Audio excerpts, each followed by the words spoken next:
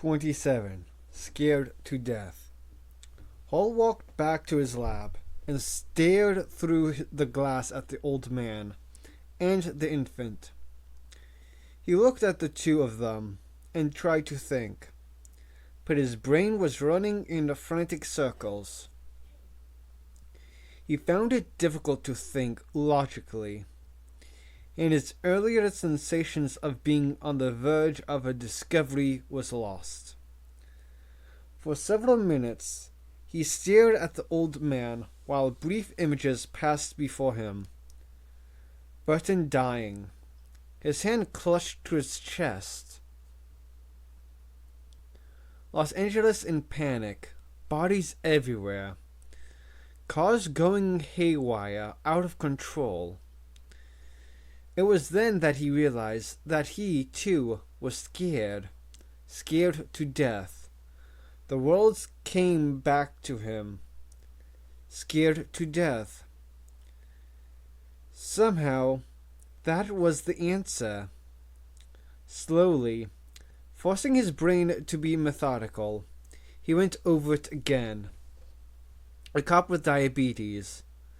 A cop who didn't take his insulin and had a habit of going into ketoacidosis. An old man who drinks sterno, which gave him methanolism and acidosis. A baby who did what? What gave him acidosis? Hall shook his head. Always he came back to the baby, who was normal, not acidotic. He sighed. Take it from the beginning, he told himself. Be logical. If a man has metabolic acidosis, any kind of acidosis, what does he do? He has too much acid in his body. He can die from too much acid. Just as if he had injected hydrochloric acid into his veins. Too much acid meant death. But the body could compensate by breathing rapidly, because in that manner the lungs blew off carbon dioxide, and the body's supply of carbonic acid, which was what carbon dioxide formed in the blood, decreased. A way to get rid of acid. Rapid breathing. And Andromeda? What happened to the organism when you were acidotic and breathing fast? Perhaps fast breathing kept the organisms from getting into your lungs long enough to penetrate to blood vessels. Maybe that was the answer. But as soon as he thought of it, he shook his head. No. Something else. Some simple, direct fact. Something they had always known, but somehow never recognized. The organisms attacked through the lungs. It entered the bloodstream. It localized in the walls of arteries and veins, particularly of the brain. It produced damage. This led to coagulation, which was dispersed throughout the body, or else led to bleeding, insanity, and death. But in order to produce such rapid, severe damage, it would take many organisms, millions upon millions, collecting in the arteries and veins. Probably you did not breathe in so many. So they must multiply in the bloodstream at a great rate, a fantastic rate. And if you were acidotic, did that halt multiplication? Perhaps. Again he shook his head. Because a person with acidosis like Willis or Jackson was one thing, but what about the baby? The baby was normal.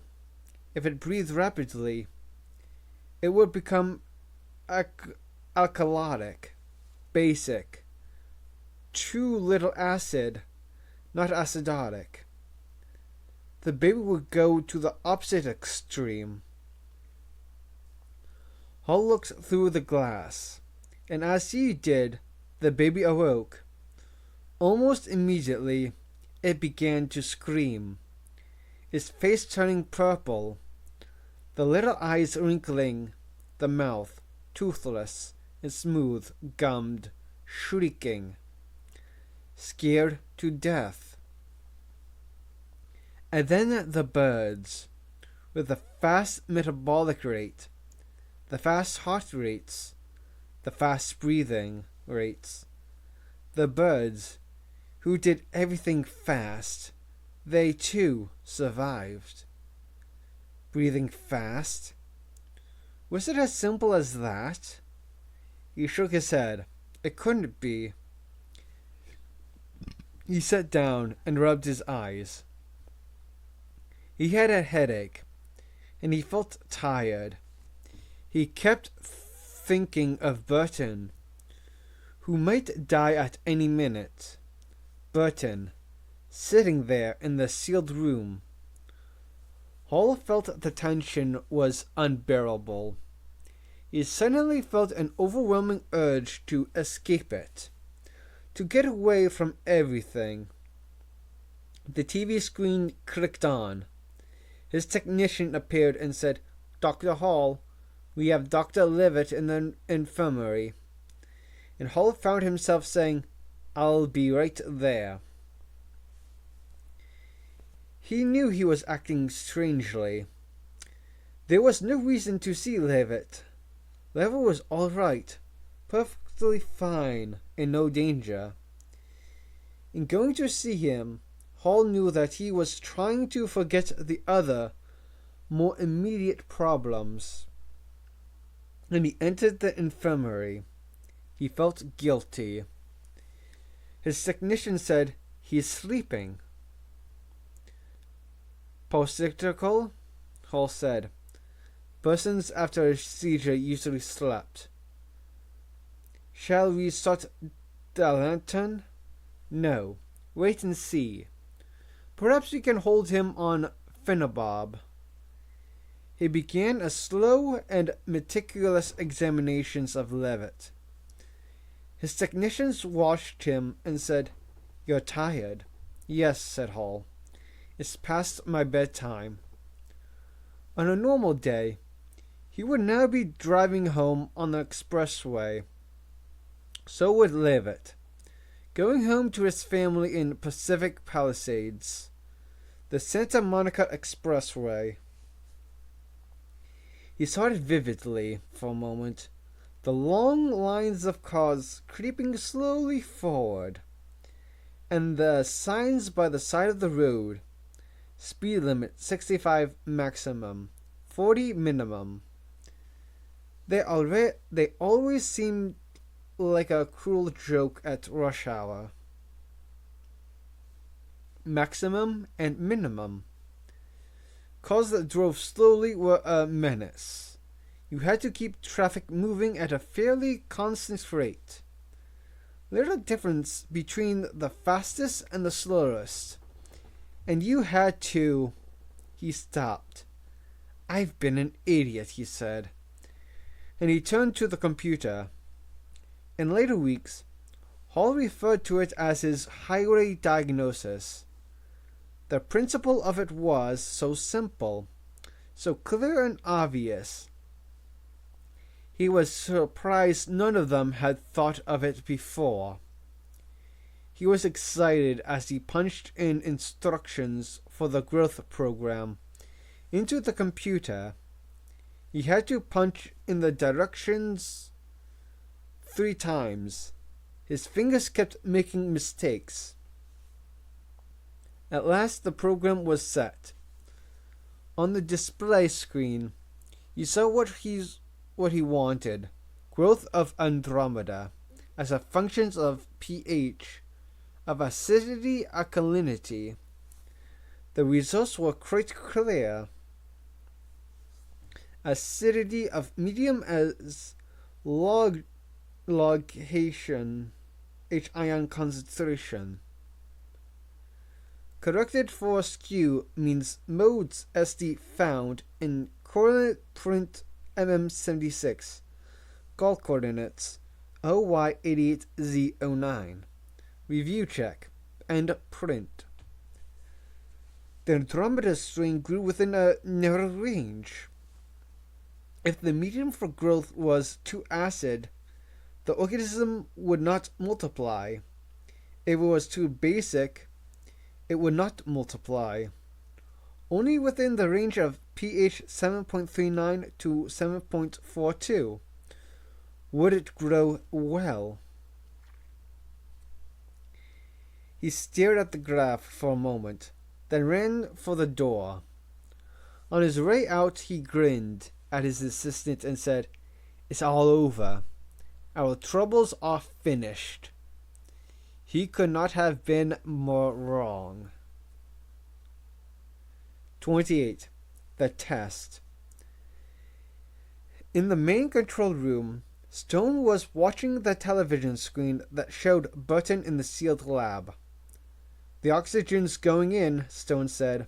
"Stop it," Hall said. "What?" "Stop it now. Put him on room air." Hall was looking at Burton on the screen. It was clear that the oxygen was beginning to affect him. He was no longer breathing so rapidly. His chest moved slowly. He picked up the microphone. "Burton," he said. "This is Hall. I've got the answer. The Andromeda strain grows within a narrow range of pH. Do you understand? A very narrow range. If you're either acidotic or alkalotic, you'll be alright. I want you to go into respiratory alkalosis. I want you to breathe as fast as you can." Burton said, "But this is pure oxygen. I'll hyperventilate and pass out. I'm a little dizzy now." "No, we are switching back to air. Now start breathing as fast as you can." Hall turned back to Stone. "Give him a higher carbon dioxide atmosphere." "But the organism flourishes in carbon dioxide." "I know, but not at an unfavorable pH of the blood. You see, that's the problem. Air doesn't matter, but blood does. We have to establish an unfavorable acid balance for Burton's blood." Stone suddenly understood. "The child," he said. "It screamed." "Yes." "And the older fellow with the aspirin hyperventilated." "Yes, and drank sterno besides." "And both of them shot their acid base balance to hell," Stone said. "Yes," Hall said. "My trouble was I was hung up on the acidosis. I didn't understand how the baby could become acidotic. The answer, of course, was that it didn't. It became basic. Too little acid. But that was all. Right. You could go either way. Too much acid or too little. As long as you got out of the growth range of Andromeda." He turned back to Burton. "All right now," he said. "Keep breathing rapidly. Don't stop. Keep your lungs going and blow off your carbon dioxide. How do you feel?" "Okay," Burton panted. "Scared, but okay." "Good." "Listen," Stone said. "We can't keep Burton that way forever. Sooner or later—" "Yes," Hall said. "We'll alkalinize his blood." To Burton. look around the lab. Do you see anything we could use to raise your blood pH? Button looked. No, not really. Bicarbonate of soda? Ascorbic acid? Vinegar? Button searched frantically among the bottles of reagents on the lab shelf, and finally shook his head. Nothing here that will work. Hall hardly heard him. He had been counting Burton's respirations. They were up to 35 a minute, deep and full. That would hold him for a time, but sooner or later he would become exhausted. Breathing was hard work, or pass out. He looked around the lab from his vantage point, and it was while doing this that he noticed the rat. A black Norway sitting calmly in its cage in a corner of the room, watching Burton. He stopped. That rat. It was breathing slowly and easily. Stone saw the rat and said, "What the hell?" And then, as they watched, the lights began to flash again, and the computer console blinked on. Early degenerative change in gasket V112-6886. Christ, Stone said. Where does that gasket lead? It's one of the core gaskets. It connects all the labs. The main seal is... The computer came back on. Degenerative change in gaskets A009-5478, V430-0030, and -966-6656. They looked at the screen in astonishment. Something is wrong, Stone said. Very wrong. In rapid successions, the computer flashed the number of 9 more gaskets that were breaking down. I don't understand. And then Hall said, "The child, of course. The child. And that damned airplane. It all fits." "What are you talking about?" Stone said. "The child was normal," Hall said. "It could cry and disrupt its acid-base balance. Well and good. That would prevent the Andromeda Strain from getting into its bloodstream and multiplying and killing it." Yes, Stone said. "You've told me all that. But what happens when the child stops crying?" Stone stared at him. He said nothing. "I mean," Hall said, "that sooner or later that kid had to stop crying. It couldn't cry forever. Sooner or later it would stop, and its acid-base balance would return to normal. Then it would be vulnerable to Andromeda." "True, but it didn't die."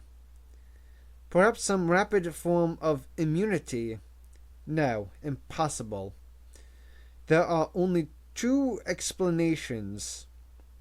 When the child stopped crying, either the organism was no longer there, had been blown away, cleared from the air, or else the organisms changed," Stone said. "Mutated." "Yes, mutated to a non-infectious form.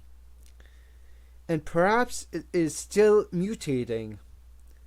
Now it is no longer directly harmful to man, but it eats rubber gaskets. The airplane," Hall nodded.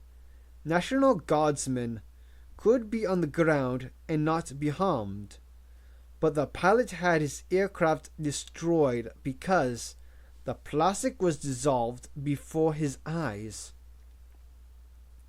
"So Burton is now exposed to a harmless organism? That's why the rat is alive?" "That's why Burton is alive," Hall said. "The rapid breathing isn't necessary. He's only alive because Andromeda changed. It may change again, Stone said. And if most mutations occur at times of multiplications, when the organism is growing most rapidly. The sirens went off and the computer flashed a message in red.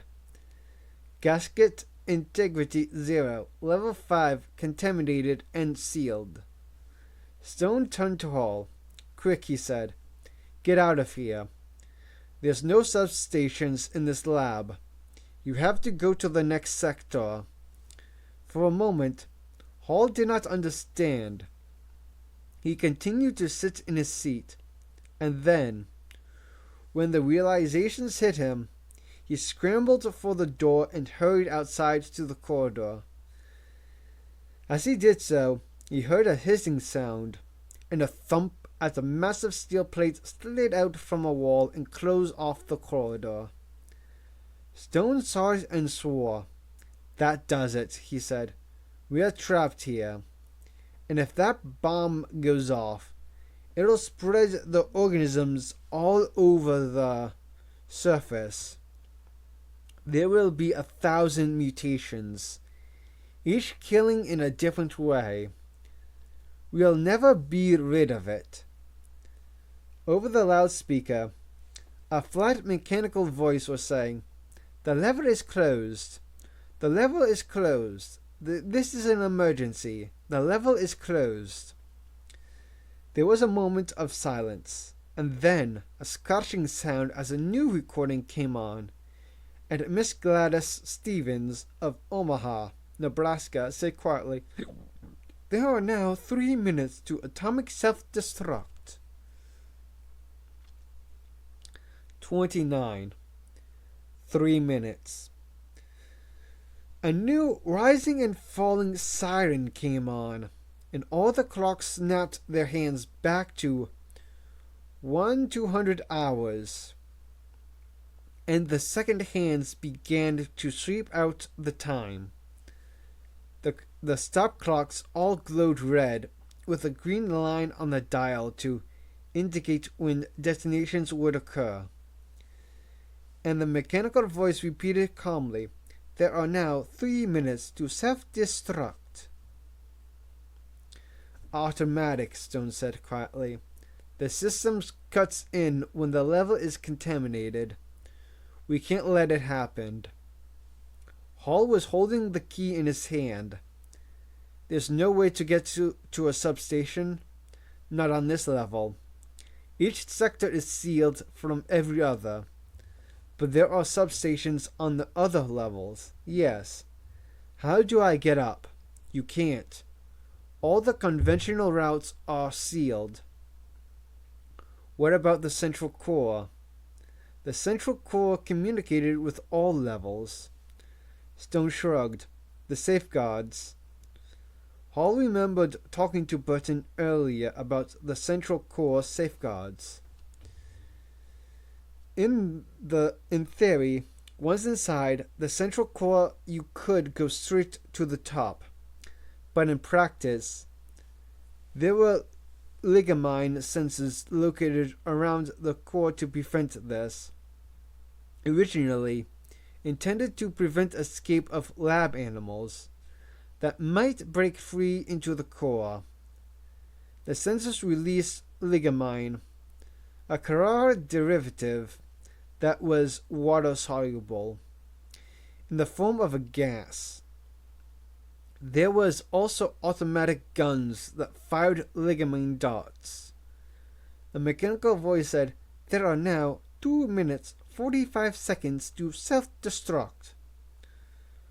Hall was already moving back into the lab and staring through the glass into the inner work area. Beyond that was the central core, Hall said. What are my chances? They don't exist, Stone explained. Hall bent over and crawled through a tunnel into a plastic suit. He waited until it had sealed behind him, and then he picked up a knife and cut away the tunnel, like a tail. He breathed in the air of the lab, which was cool and fresh and laced with Andromeda organisms. Nothing happened. Back in the lab, Stone watched him through the glass. Hall saw his lips move, but heard nothing. Then a moment later, the speakers cut in and he heard Stone say, "Best that we could devise." What was? The defense system. "Thanks very much," Hall said, moving toward the rubber gasket. It was circular and rather small, leading into the central core. "There's only one chance," Stone said. "The doses are low. They are calculated for a 10-kilogram animal, like a large monkey, and you weigh 70 kilograms or so. You can stand a fairly heavy dose before I stop breathing," Hall said. "The victims of Kara suffocated to death, their chest muscles and diaphragms paralyzed. Hall was certain it was an unpleasant way to die. "Wish me luck," he said. "There are now 2 minutes, 30 seconds to self-destruct," Gladys Stevens said. Hall slammed the gasket with his fist, and it crumbled in a dusty cloud. He moved out into the central core. It was silent. He was away from the sirens and flashing lights of the level, and into a cold metallic echoing space. The central core was perhaps 30 feet wide, painted a utilitarian gray. The core itself, a cylindrical shaft of cables and machinery, lay before him. On the walls, he could see the rungs of a ladder leading upward to level 4. "I have you on the TV monitor," Stone's voice said. "Start up the ladder. The gas will begin any moment." A new recorded voice broke in. "The central core has been contaminated," it said. "Authorized maintenance personnel are advised to clear the area immediately." "Go," Stone said. Hall climbed. As he went up the circular wall, he looked back and saw pale clouds of white smoke blanketing the floor. "That's the gas," Stone said. "Keep going." Hall climbed quickly, hand over hand, moving up the rungs. He was breathing hard, partly from the exertion, partly from emotion. "The sensors have you," Stone said. His voice was dull. Stone was sitting in the level 5 laboratory, watching on the consoles as the computer's electric eye picked up Hall and outlined his body moving up the wall. To Stone, he seemed painfully vulnerable. Stone glanced over at a third screen, which showed the ligament ejectors pivoting on their wall brackets. The slim barrels coming around to take aim. "Go." On the screen, Hall's body was outlined in red on a vivid green background. As Stone watched, a crosshair was superimposed over the body, centering on the neck. The computer was programmed to choose a region of high blood flow for most animals. The neck was better than the back. Hall, climbing up the core wall, was aware only of the distance and his fatigue. He felt strangely and totally exhausted, as if he had been climbing for hours. Then he realized that the gas was beginning to affect him. "The sensors have picked you up," Stone said, "but you have only 10 more yards." Hall glanced back and saw one of the sensor units. It was aimed directly at him. As he watched, it fired a small puff of bluish smoke, spurting from the barrel. There was a whistling sound, and then something struck the wall next to him and fell to the ground. Missed that time. Keep going. Another dot slammed into the wall near his neck. He tried to hurry, tried to move faster. Above, he could see the door with the plain white markings Level 4. Stone was right. Less than 10 yards to go. A third dot, and then a fourth. He still was untouched. For an ironic moment, he felt irritation. The damned computers weren't worth anything. They couldn't even hit a simple target. The next dot caught him in the shoulder, stinging as it entered his flesh. And then there was a second wave of burning pain as the liquid was injected. Hall swore. Stone watched it all on the monitor. The screen blandly recorded strike, and then proceeded to rerun a tape of the sequence, showing the dot moving through the air and hitting Hall's shoulder. It showed it 3 times in succession. The voice said, "There are now 2 minutes to self-destruct." "It's a low dose," Stone said to Hall. "Keep going." Hall continued to climb. He felt sluggish, like a 400-pound man. But he continued to climb. He reached the next door just as a dot slammed into the wall near his cheekbone. Nasty. Go, go. The door had a seal and handle. He tugged at the handle while still another dot struck the wall. That's it. You're going to make it," Stone said. "There are now 90 seconds to self-destruct," the voice said. The handle spun. With a hiss of air, the door came open. He moved into an inner chamber just as a dot struck his leg, with a brief searing wave of heat, and suddenly, instantly, he was 1,000 pounds heavier.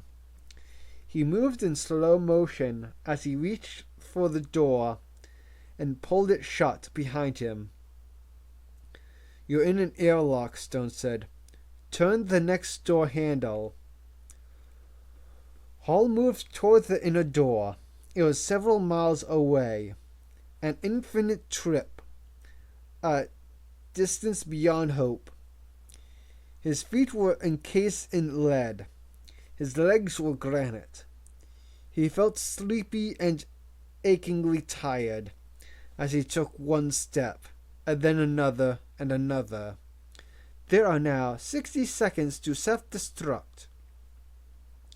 Time was passing swiftly. He could not understand it. Everything was so fast, and he was so slow. The handle, he closed his fingers around it, as if in a dream. He turned the handle. "Fight the drug. You can do it," Stone said. What happened next was difficult to recall. He saw the handle turn and the door open. He was dimly aware of a girl, a technician, standing in the hallway as he staggered through.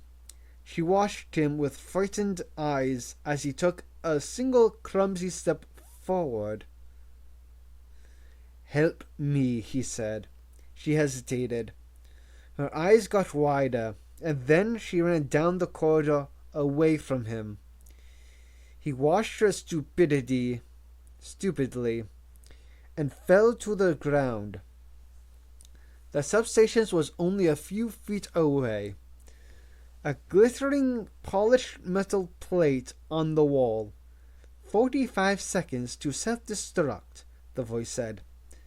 And then he was angry because the voice was female and seductive and recorded, because someone had planned it this way, had written out a series of inexorable statements like a script, which was now being followed by the computers, together with all the polished, perfect machinery of the laboratory. It was as if this was his fate, planned from the beginning, and he was angry. Later, Hall could not remember how he managed to call the final distance, nor could he remember how he was able to get to his knees and reach up with the key. He did remember twisting it in the lock, and watched as the green light came on again. "Self-destruct has been cancelled," the voice announced, as if it were quite normal. Hall slid to the floor, heavy, exhausted, and watched as blackness closed in around him. Day 5. Resolution 30. The last day. A voice from very far away said, "He's fighting it, is he? Yes, look." And then a moment later, Hall coughed as something was pulled from his throat, and he coughed again, gasped for air, and opened his eyes. A concerned female face looked down at him. "You okay?" It was off quickly. Hall tried to answer her, but could not. He lay very still on his back and felt himself breathe. It was a little stiff at first, but soon became much easier, his ribs going in and out without effort. He turned his head and said, "How long?" "About 40 seconds, the girl said. "As nearly as we can figure. 40 seconds without breathing. You were a little blue when we found you, but we got you intubated right away and onto a respirator." "When was that?" 15 minutes ago. "Ligamine is short-acting, but even so, we were worried about you. How are you feeling?" "Okay." He looked around the room. He was in the infirmary on level 4. On the far wall was a television monitor, which showed Stone's face. "Hello," Hall said. Stone grinned. "Congratulations." "I take it the bomb didn't?" "The bomb didn't," Stone said. "That's good," Hall said, and closed his eyes. He slept for more than an hour, and when he awoke, the television screen was blank. A nurse told him that Dr. Stone was talking to Vandenberg. "What's happening?" "According to predictions, the organism is over Los Angeles now, and," the nurse shrugged, "nothing. It seems to have no effect at all." "None whatsoever," Stone said, much later. "It has apparently mutated to a benign form. We are still waiting for a bizarre report of death or disease. But it's been 6 hours now, and it gets less likely with every minute. We suspect that ultimately it will migrate back out of the atmosphere, since there's too much oxygen down here. But of course, if the bomb had gone off in wildfire," Hall said. "How much time was left?" "When you turned the key, about 34 seconds. Hall smiled. "Plenty of time. Hardly even exciting." "Perhaps from where you were," Stone said. "But down on level 5, it was very exciting indeed. I neglected to tell you that in order to improve the subterranean detonation characteristics of the atomic device, all air is evacuated from level 5, beginning 30 seconds before explosions, Hall said. But things are now under control, Stone said. We have the organisms and can continue to study it. We've already begun to characterize a variety of mutant forms. It's a rather astonishing organism in its versatility. He smiled. I think we can be fairly confident that the organisms will move into the upper atmosphere without causing further difficulty on the surface. So there's no problem there. And for us down here, we understand what's happening now. In terms of the mutations, that's the important thing. That we understand. Understand, Hall repeated. Yes, Stone said. We have to understand. Epilogue. Officially, the loss of Andros 5, the manned spacecraft that burned up as it re-entered the atmosphere, was explained on the basis of mechanical failure. The tungsten and plastic laminate heat shield was said to have eroded away under the thermal stress of returning to the atmosphere, and an investigation was ordered by NASA into production methods for the heat shield. In Congress and in the press, there was clamor for safer spacecraft. As a result of governmental and public pressure, NASA elected to postpone future manned flights for an indefinite period. This decision was announced by Jack Marriott, the voice of Andros, in a press conference at the Manned Spaceflight Center in Houston. A partial transcript of the conference follows. Question: Jack, when does this postponement go into effect? Answer: immediately. Right as I talk to you, we are shutting down. Question: how long do you anticipate this delay will last? Answer: I'm afraid that's impossible to say. Question: could it be a matter of months? Answer: it could. Question: Jack, could it be as long as a year? Answer: it's just impossible for me to say. We must wait for the findings of the investigations committee. Question: does this postponement have anything to do with the Russian decisions to curtail their space program after the crash of Zond 19? Answer: you'd have to ask the Russians about that. Question: I see that Jeremy Stone is on the list of the investigative committee. How did you happen to include a bacteriologist?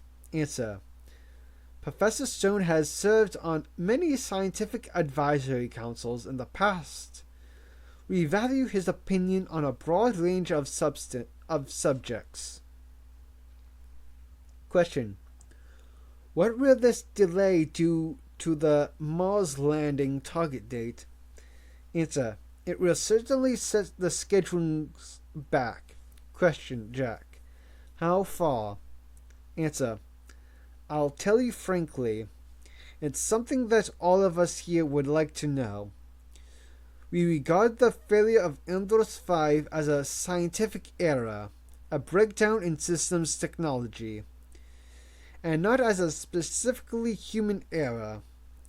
The scientists are going over the problem now, and we'll have to wait for their findings. The decision is really out of our hands. Question: Jack, would you repeat that?